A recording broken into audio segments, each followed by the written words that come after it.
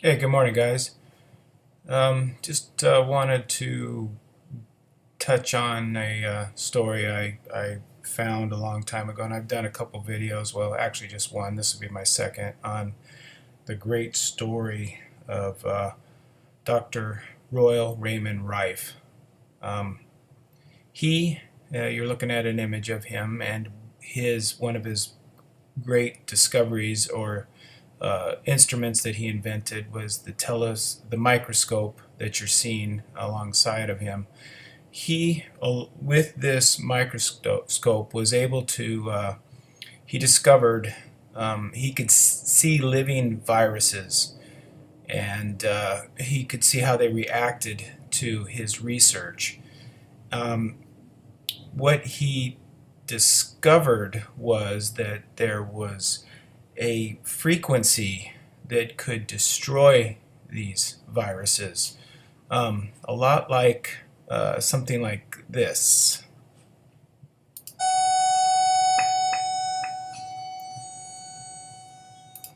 That's the same principle. He used a different um, frequencies to devitalize or to break the membrane, just like a glass breaks um, when it's hit with these frequencies. Uh, he figured out that each one of these viruses had its own frequency, so he could tune it to destroy the virus. Well, he also discovered that, believe it or not, cancer is caused by a virus. So anything that came from this virus could be destroyed. Um, Here's a little bit about it.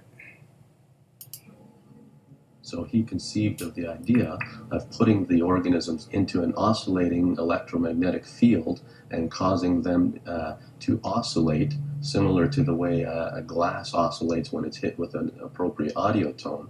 So he was looking for an electrical frequency that would cause the microorganism to shatter or to be devitalized in some sense. So what he first did was he tried the various wavelengths such as light, ultraviolet, infrared. He tried them all. And finally, he came upon a range of frequencies, which is in the radio range, that cause the destruction of these microorganisms. And the frequencies are specific to each species. So this is where I think the story gets really good for me. You know, us people who believe in, maybe some suppressed information. He was really smart. He understood that the powers to be would maybe in the future, or even in his day, which it did turn out to be true, that they did try to suppress this. And so he left a trail of breadcrumbs for us to follow. And it's there, people. The trail starts here. He got some very powerful places and people together to do his test trials. One of them being the University of Southern California.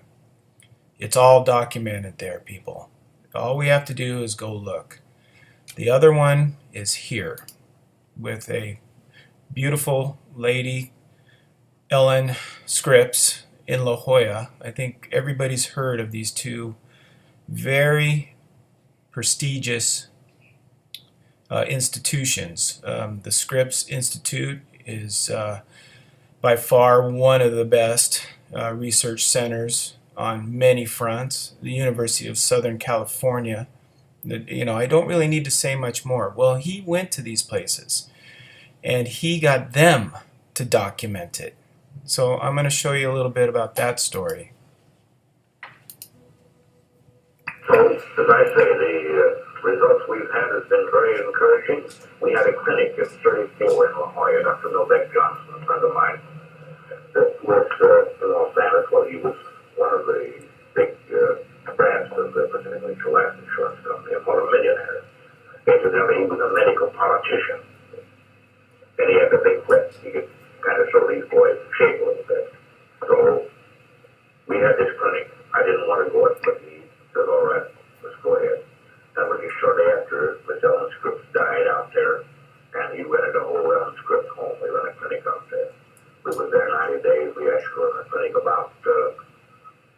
I would say 70 days, we did actual clinical work. And first I told him I wanted it done in a legitimate order. And I said, I want you to surround on this committee with a group of 6 of the biggest men you can pick in the United States. I said, you're a politician enough, you can do that. Which he did. He got Fisher of New York, he got William Morrison, he got George Doss of Pasadena, and so on. Yes. Then I said, I want as our pathologist, I want Elvin Ford, which is a friend of both of us, of course. But he says, good Lord, he says, you've looked at 1,000 tissues to Elvin's one. It's only got a difference. I said, he is the president of the American Association of Pathologists, and I said, I want his name on every one of the cases we treat.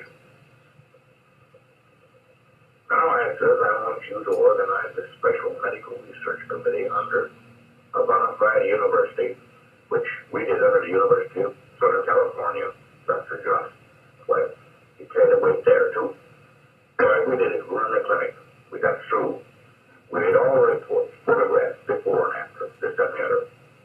At the end of the time, when we had our meeting, Los Angeles Athletic Club up there, why this board pronounced 14 of our cases clinically cured. 14 of the 16 patients were successfully treated in the first 70 days, and the remaining 2 were pronounced cured by Dr. James Couch after 3 more weeks treatment with Rife's beam ray.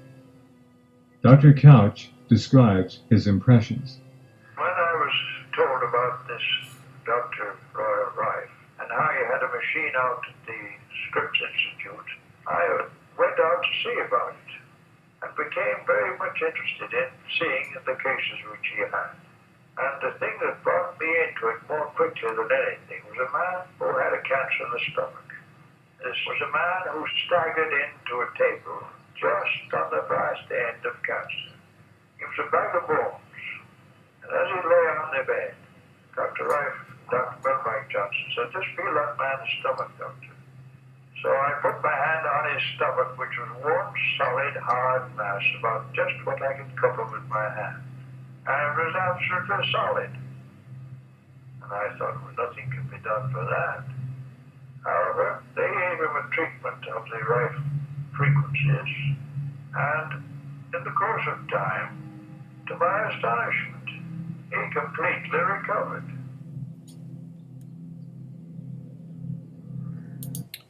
Well, guys, there you go. There's the breadcrumb trail. So when people want to tell you we don't have cures and stuff like that, or things haven't been, suppressed, this is the smoking gun. It's in their world. They can't hide something like this.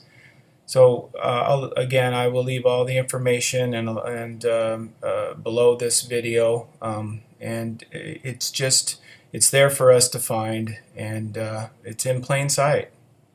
Peace.